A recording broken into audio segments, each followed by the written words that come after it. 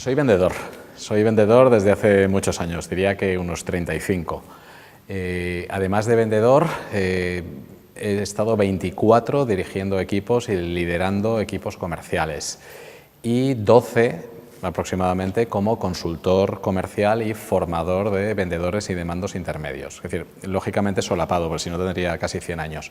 He ayudado a muchas empresas a vender más, a mejorar, a muchos clientes y me apasiona. Es decir, que yo siento el vender en las venas, pienso que es algo muy bueno para la sociedad, para las empresas, para las personas y algo que emociona, porque vender es emocionar.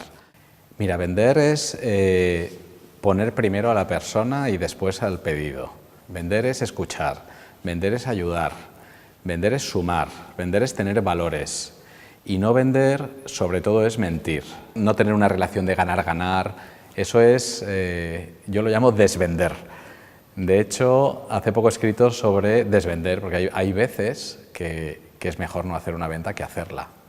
¿Por qué? Oye, porque no es el momento, o porque no hay presupuesto, o porque no hay una buena conexión con el cliente, o que piensas que tú de verdad no le puedes ayudar. Pues es mejor dejarla. Y cuesta, que a un vendedor esto le cuesta, porque necesitamos como esa savia, ¿no? Del pedido, el sí, la valoración del cliente, pero a veces es mejor desvender.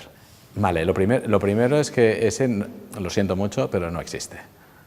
Porque hay muchos vendedores ideales, ¿no? Es decir, cada uno llega de su manera, a su manera, y con sus capacidades y desde sitios muy diferentes. Pero características o capacidades comunes que sí o sí deberían tener todos, pues yo creo que la primera es la honestidad, eso es de 0 a 1. Pues cierta capacidad de comunicación, lo que hablábamos antes, ¿no? Que sea alguien con vocación de servicio, de ayudar, que está pendiente de los demás, que le gusta entregarse en cierta manera. Luego tiene que ser ordenado, pues tiene que conocer su producto o servicio, tiene que tener un proceso, tiene que tener valores positivos, tiene que ser yo creo que una buena persona. O sea, yo creo que no se puede ser, esta frase no es mía, es una pena que no lo sea, pero no se puede ser mala persona y buen vendedor y viceversa, ¿no? Es decir, debe ser buena persona para ser buen vendedor.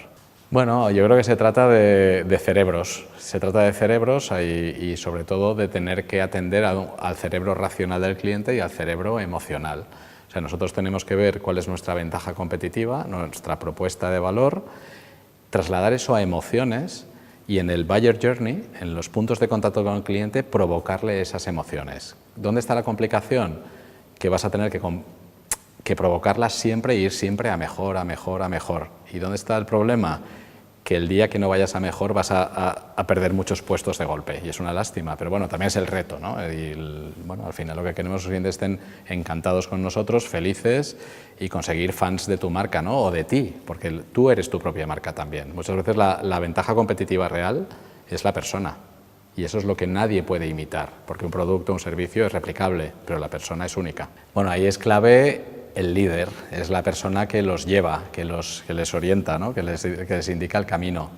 Alguien que tiene que tener una visión y saber transmitirla.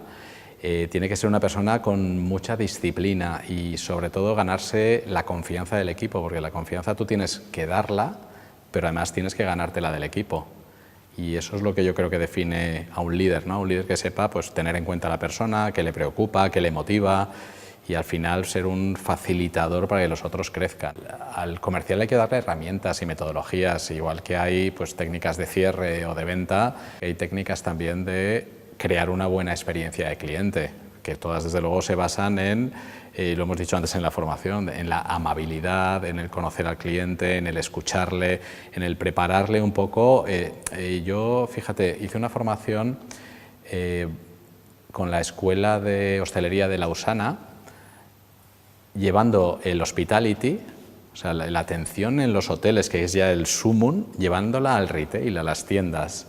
Y me encantó el pensar que nuestro cliente es un invitado, es un guest, es como el guest del hotel, ¿no? Y al final es alguien que está en nuestras instalaciones y que le tenemos que atender como a quien mejor atiendes, ¿no? Que cuando tienes un invitado, ¿no? Pues todo lo mejor es para él, toda la atención es para él, y esto que hemos dicho antes en clase de la amabilidad, que ya parece que no se lleve, pues me parece que es fundamental. No, vamos a ver, en lo básico no, porque al final somos personas convenciendo a personas, entendiendo a personas, escuchando a personas.